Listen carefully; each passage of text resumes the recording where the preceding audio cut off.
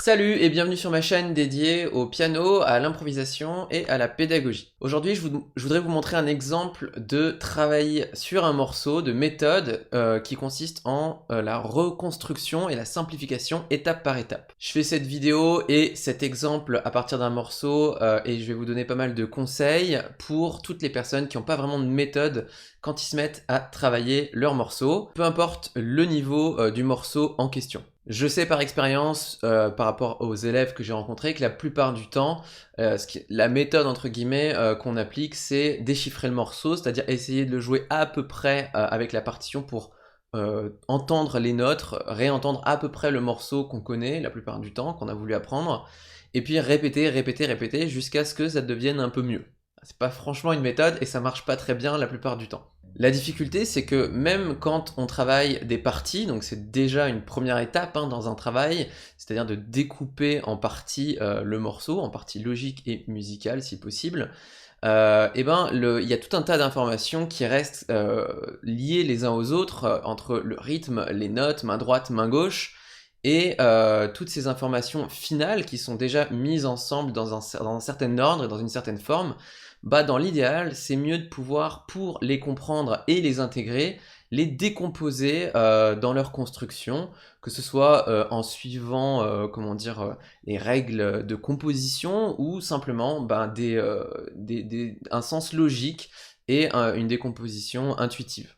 Donc bien sûr, les étapes que je vais montrer une par une de reconstruction et de travail du morceau que j'ai choisi, elles sont adaptables en fonction à la fois de votre niveau et du niveau de difficulté du morceau et puis même du type de morceau, du type d'écriture. J'ai quand même pris un type d'écriture de morceau qui est très courant, c'est-à-dire où on entend clairement une mélodie qui est jouée à la main droite et un accompagnement qui lui est joué à la main gauche. En l'occurrence, le morceau que j'ai choisi, il s'appelle Confessions in the Moonlight. C'est un morceau écrit par Joe Hisaishi. Donc voilà, moi j'aime beaucoup les morceaux de Joe Hisaishi qu'on peut retrouver dans la plupart des films d'animation des studios Ghibli réalisés par Miyazaki. Donc je vais prendre un extrait de ce morceau et puis je vais appliquer un petit peu des étapes de travail et je vais vous montrer comment faire. Je vais aussi volontairement être un peu exhaustif par moment sur certains conseils de travail parce que le plus difficile c'est de appliquer correctement certains principes au piano et quand on comprend pas vraiment ce que veut dire un principe ou qu'on le comprend intellectuellement mais qu'on sait pas vraiment comment l'appliquer, on peut passer à côté d'un ou deux détails en se disant mais non mais c'est à peu près ça et en fait ça change tout dans la manière dont on travaille et dans les résultats qu'on obtient. Donc voilà, encore une fois bien sûr les étapes et le niveau, comme c'est une vidéo pour tout le monde, je les ai pas adaptées à une personne en particulier. Si vous voulez de l'aide pour travailler vos morceaux avec ce genre de méthode, vous pouvez me demander des cours personnalisés, j'en propose par email et par visioconférence. J'ai d'ailleurs aussi des formations en ligne que vous pouvez suivre directement sur internet, une pour apprendre un morceau étape par étape justement, où je reprends un autre morceau de Joe Hisaishi, et une autre formation plus complète qui est sur l'improvisation. Alors pourquoi l'improvisation? C'est pour assimiler la plupart des repères issus de la théorie musicale, les intervalles, les accords, mais de manière concrète au piano, que ce soit pas intellectuel. Parce que si vous savez ce que ça veut dire Do majeur, mais que vous savez pas le trouver sur votre piano, ou que vous mettez des plombs à le trouver, et que ensuite vous savez pas trop quoi en faire, ça sert à rien. Alors qu'en fait, avec peu d'éléments, peu d'outils, c'est pas la peine de faire des choses compliquées, on peut développer plein de types d'exercices en comprenant ce qu'on fait et tout à coup en tissant des liens et des repères sur le piano qui ensuite aident considérablement pour tout le reste et notamment pour apprendre vos morceaux. Donc voilà, je mets tous les liens donc pour les formations et pour les cours personnalisés si ça vous intéresse en dessous de la vidéo. Je mets aussi mon mail, comme ça si jamais vous voulez m'écrire directement c'est possible. Et sinon vous retrouverez toutes ces infos sur mon site à partir des liens que je mets sous la vidéo. Donc voilà, c'est tout pour cette petite introduction. Regardons maintenant le morceau que j'ai choisi et les étapes de travail dont vous pouvez vous inspirer pour travailler également vos morceaux.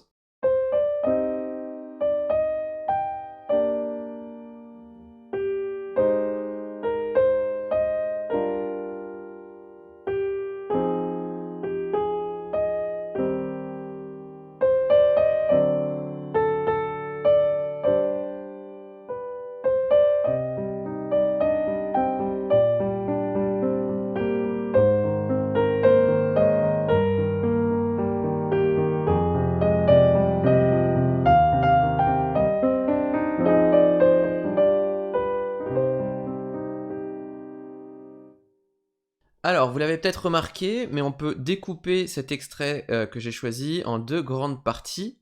Ça s'entend par le développement de la mélodie et le changement de type d'accompagnement à la main gauche. Chacune de nos parties va faire ici 8 mesures. Notre première partie est assez simple, on y retrouve la mélodie main droite et un accompagnement main gauche à la ronde en accord sur chaque début de mesure. On va commencer par regarder la mélodie.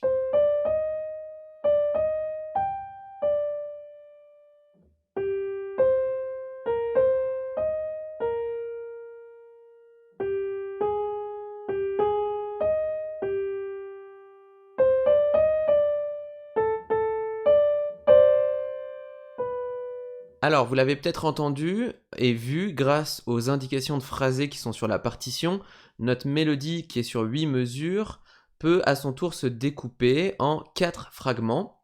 Ce que je vous propose comme première étape de travail, c'est donc d'isoler les groupes de notes présentes dans chacun de ces fragments. Donc après avoir enlevé l'accompagnement, on va enlever le rythme.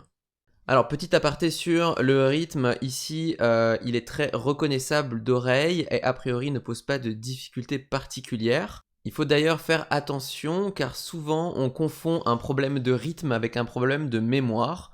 Pourquoi? Tout simplement parce que ne pas être capable d'anticiper toutes les notes dont on a besoin dans une phrase musicale va forcément nous faire ralentir, voire nous arrêter à une ou plusieurs reprises. Alors on constate qu'on n'est pas en rythme, mais en fait, avant de s'attacher à un éventuel problème rythmique, qui peut aussi exister bien sûr, il faut déjà s'assurer qu'on est capable d'anticiper et mémoriser les notes de nos fragments, sinon ça sert à rien, c'est du temps perdu au niveau du travail de rythme, et c'est en fait très souvent là que réside le problème. Voilà donc ce que vont nous donner les 4 phrases mélodiques, les 4 fragments de notre première partie, en enlevant le rythme, donc j'ai arbitrairement regroupé sous forme de ronde. L'avantage comme ça, c'est qu'on peut visualiser et mémoriser l'ensemble des notes présentes dans chaque fragment en un seul coup. Il n'y aura plus ensuite qu'à retrouver l'ordre de ces notes et le rythme à l'oreille.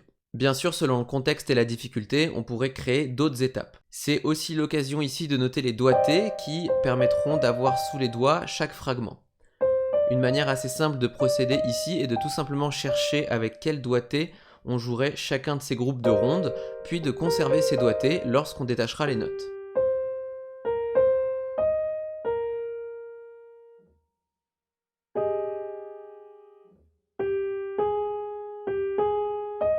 Une fois que vous avez pris le temps de mémoriser vos repères visuels et auditifs pour chaque fragment, et que vous n'avez plus d'hésitation, vous pouvez passer à l'étape suivante. Il est préférable ici de travailler dans l'ordre que j'ai proposé, car si vous avez besoin de temps pour chercher vos notes mélodiques main droite qui vous posent déjà des hésitations au niveau de la mémoire et de l'anticipation, vous aurez encore plus de mal à enchaîner vos déplacements à la main gauche sans que ça vous fasse perdre le rythme et la fluidité. Là aussi donc, même remarque que tout à l'heure par rapport au rythme et à l'anticipation des notes. Donc on arrive à l'étape 3 pour l'accompagnement en accord. La plupart du temps, lorsqu'on a un accompagnement assez simple, je propose à mes élèves de travailler en regroupant les notes en accord sur un premier temps par exemple, un peu sur les mêmes principes que ce qu'on a fait précédemment avec la mélodie qu'on a regroupée en ronde. Mais ici l'accompagnement est déjà écrit comme tel, en tout cas dans notre première partie, donc ça va nous simplifier la tâche. Il ne reste qu'à chercher des repères et une logique dans l'enchaînement de ces accords pour pouvoir tous les mémoriser correctement. Alors, petit aparté sur la mémoire. Pourquoi travailler une mémoire?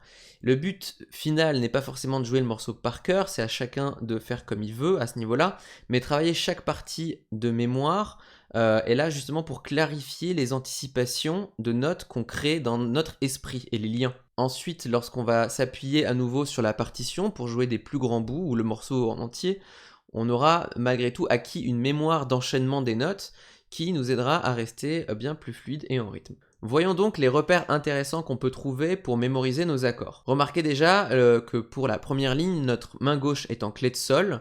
Sur les 4 premières mesures, c'est tout simplement pour éviter d'écrire une tonne de lignes supplémentaires en clé de fa qui correspondrait au registre médium haut du piano sur lequel le compositeur veut que nous jouions. Je vous propose d'observer le mouvement de la basse dans un premier temps pour la main gauche, c'est-à-dire la note la plus grave sur chacun de nos accords. Vous avez vu donc ou entendu le mouvement de basse conjoint descendant quasiment tout le temps. Pour le dire autrement, la note la plus grave est descendue chaque fois, note à note, en suivant les altérations présentes dans la gamme, bien sûr. Voyons maintenant différents repères que l'on pourrait combiner pour créer une forme de logique d'ensemble. Tout d'abord, entre nos 3 premiers accords, si on regarde la note la plus haute de chacun de nos accords, on voit qu'elle demeure sur Sol à chaque fois. On remarque aussi que la note du milieu pour ces accords est toujours à intervalle de tierces de l'une ou l'autre des autres notes, ou des deux comme pour le premier accord.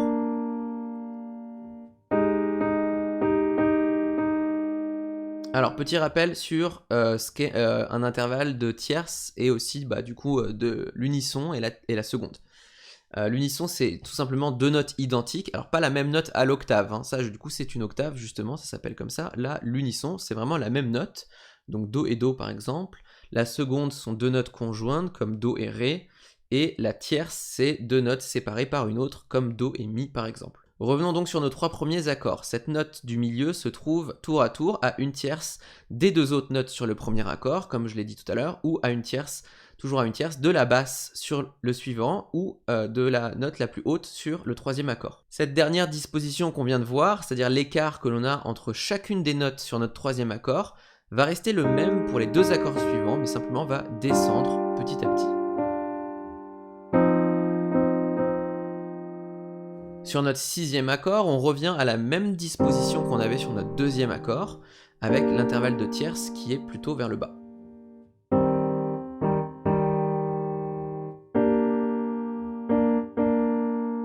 Pour le 7e et avant-dernier accord, on peut observer que la note la plus haute, qui était un Do sur l'accord précédent, reste au même endroit, et que nos 2 notes en bas, qui constituaient déjà un intervalle de tierces, descendent chacune.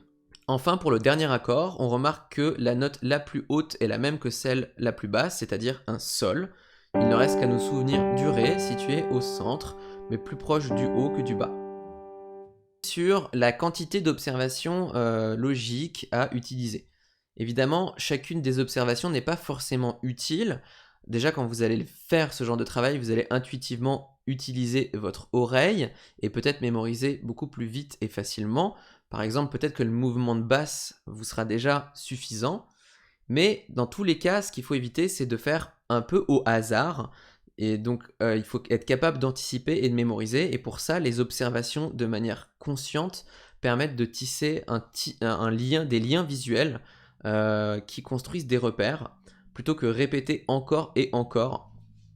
Donc je vous conseille fortement de travailler l'analyse des repères conscients au piano, c'est beaucoup plus efficace et durable, que ce soit de manière simple que ce soit de manière simplifiée comme je le fais, ou avec des connaissances harmoniques et d'intervalles plus précises, bien sûr, si vous les avez. Si vous vous concentrez plutôt sur la répétition sans comprendre, non seulement vous allez vous lasser, vous allez créer un jeu robotique et froid, et vous allez en plus avoir peu de résultats sur le long terme, c'est-à-dire que dès que vous allez, je sais pas si vous connaissez un passage à force de l'avoir répété 10 000 fois, et déjà vous savez pas ce que vous faites, vous y trouvez plus forcément de plaisir, et puis si vous arrêtez de travailler ce passage ou même le morceau, il se peut que quelques semaines plus tard vous ayez plus rien quoi.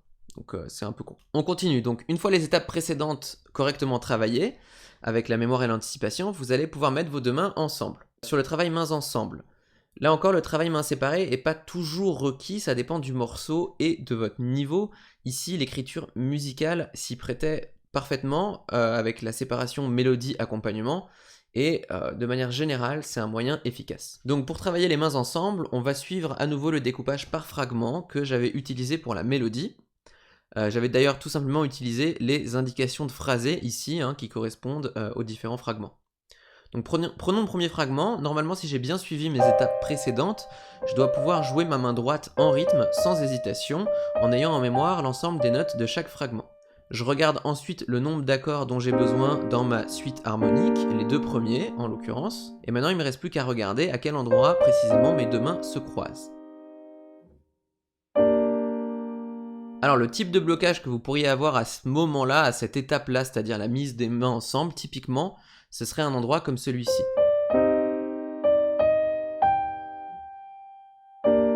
Ça vient d'un défaut d'anticipation du déplacement de votre main gauche pendant que vous jouez votre mélodie.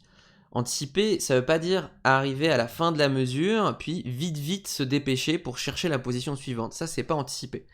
Anticiper, c'est penser à votre déplacement qui sera à la main gauche ici, tout le long de votre mesure, en même temps que vous jouez la main droite, pas au dernier moment. Ce genre de travail d'anticipation, c'est un travail à faire consciemment, par la concentration. L'intention, c'est un entraînement qui est facilité par le fait d'avoir fait les étapes précédentes, d'avoir déjà travaillé l'anticipation sur les mains séparées et en utilisant les repères logiques et la mémorisation dont j'ai parlé. Parce que pour pouvoir voir le déplacement de vos deux mains en même temps, soyons logiques, il vaut mieux au préalable avoir pris le temps de vérifier si on peut voir à l'avance le déplacement d'une main, de chaque main séparée. Voilà, d'où le travail précédent. Une petite parenthèse, donc sur l'impression de ne pas avoir le temps d'aller où il faut sur le piano, ou que les positions puissent être loin les unes des autres, si vous posez vos mains vers le centre du piano, détendu, et que vous voulez vous déplacer vers un des extrémités du piano, et que vous le faites sans effort ni précipitation, vous verrez que c'est très court comme distance et très court comme laps de temps. Il n'y a pas besoin d'effort pour ça. En moins d'une seconde, j'ai fait le tour de mon piano. Pourquoi on le fait alors? Tout simplement parce que quand on a du mal à anticiper, on n'a pas forcément conscience qu'on n'anticipe pas. Et donc au moment de se déplacer, comme on ne sait pas exactement où on doit aller, notre corps compense le déplacement physiquement en créant du stress et une précipitation. Évidemment, ici, je ne parle pas de virtuosité des doigts dans un répertoire particulier, mais bien des déplacements. Donc on revient à notre étape de main ensemble. Une fois que vous avez pu mettre ensemble vos mains sur le premier fragment avec la méthode que j'ai décrite, on peut suivre le même procédé pour le fragment suivant.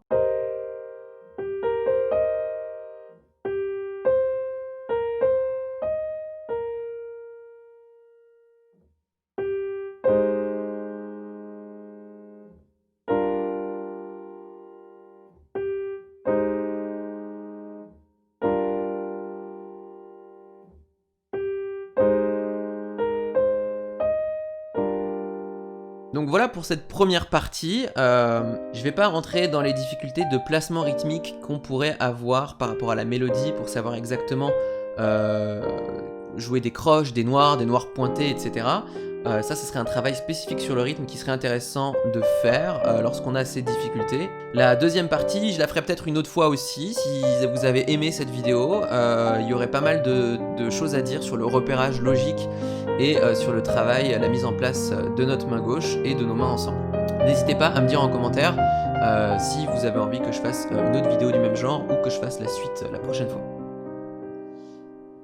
Donc voilà pour cette vidéo un peu plus méthodologique pour vous donner un aperçu de comment vous pouvez travailler vos morceaux, quelles étapes suivre. Encore une fois, bien sûr, le niveau des conseils et aussi des étapes est adaptable et variable selon votre profil et le morceau que vous travaillez. J'ai également volontairement utilisé assez peu de vocabulaire théorique, mais si vous avez des connaissances sur les intervalles et sur les harmonies, c'est évidemment un outil super efficace pour aller plus vite et voir tous ces repères sur le piano. Donc là encore, si ça vous intéresse, la formation sur l'improvisation logique, ça peut être une piste si vous avez envie de développer ces repères et de mieux comprendre les fondements en fait des musiques que vous apprenez. Donc je rappelle, pour les cours à distance, si ça vous intéresse, les liens sont en barre de description. N'hésitez pas à me dire si vous voulez que je fasse plus de vidéos de ce type. Je pourrais prendre d'autres morceaux, dans d'autres genres d'ailleurs, classiques ou autres, un petit bout, et puis analyser comme ça les étapes de travail avec des conseils. D'ailleurs, je pourrais aussi faire la deuxième partie que j'ai pas faite pour pas trop allonger la vidéo. Voilà, je pense que j'ai tout dit. Si vous avez d'autres questions, n'hésitez pas à les mettre en commentaire. J'espère encore une fois que cette vidéo vous a plu et je vous remercie pour votre écoute. Et puis je vous dis à bientôt.